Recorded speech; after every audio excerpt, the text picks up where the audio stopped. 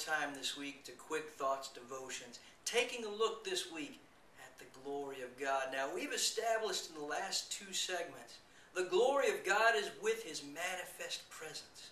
We spoke last time about how that God has issued and continues to issue invitations to meet with Him, to share and experience His glory in our hearts and in our lives. My friends, what a wonderful and blessed thing when the Lord invites you to experience His glory. I pray that if the Lord is inviting you, calling to you in your heart, that you would respond to Him, that you would experience the glory of God. Well, now, the last thing I want to talk about this week is this. If the glory of God is inherently with the manifest presence of God, then what do the Scriptures mean when they tell us that we should glorify God, or we should glory in God? Now, we can experience the glory of God by meeting with Him, but what is it that we're supposed to do that glories or glorifies God? I want to turn to the Old Testament prophet of Isaiah, one of my favorite chapters in the whole of Scripture, Isaiah chapter 6.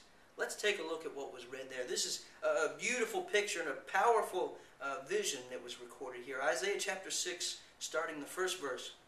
In the year that King Uzziah died, I saw the Lord sitting upon a throne, high and lifted up, and the train of His robe filled the temple. Above Him stood the seraphim.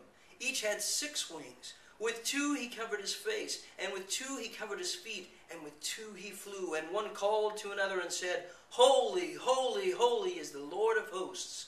The whole earth is full of His glory. Now, my friends, this is a wonderful, beautiful, rich vision that the prophet Isaiah had. And we see much symbolism here that I love to get into and to speak about and to study. But let's just take this. This is Isaiah coming into the presence, as it were, of the throne room of God. And the Lord is sitting up, and He said His glory fills the temple. And there were the cherubim, or seraphim, excuse me. These are angels, a special class of angels.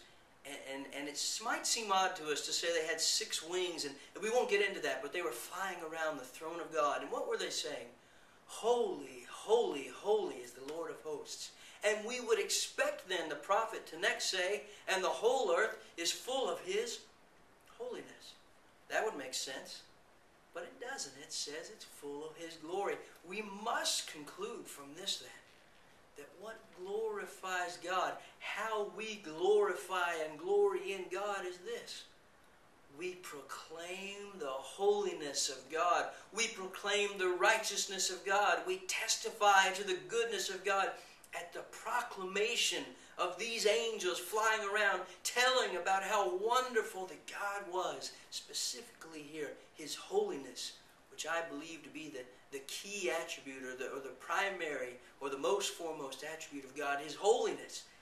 My friends, at the proclamation of these things, it was full of glory. What should we do as children of God?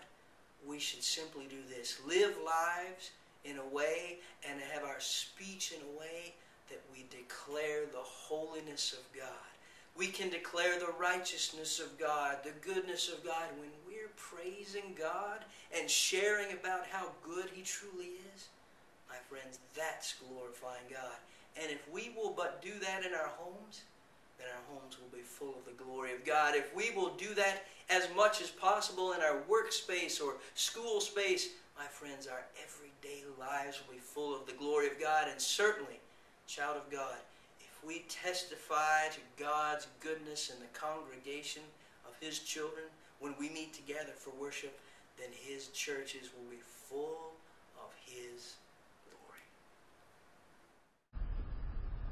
glory.